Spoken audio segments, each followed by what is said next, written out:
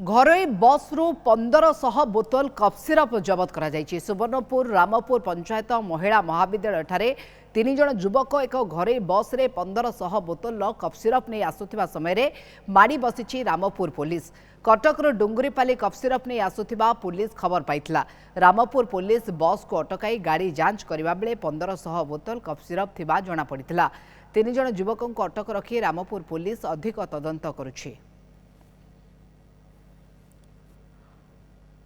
जिते बेले आसिले देखागला जे 60टा पैकेट जे गोटे गोटे पैकेट रे 25टा लेखा सीसी अच्छी जार आनुमानिक मूल्य हूँ 150 रु 200 गोटे बोतल पिछा।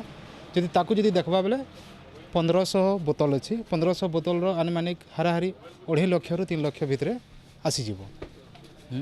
आ ए प्रकार घटना एटा आज थरे नुहे आगु भी बहुत आसूची जहाँ को आम आईआईसी रामपुर ताको काबू करिबारे सफल होइछन आउ आको मध्य हेबे।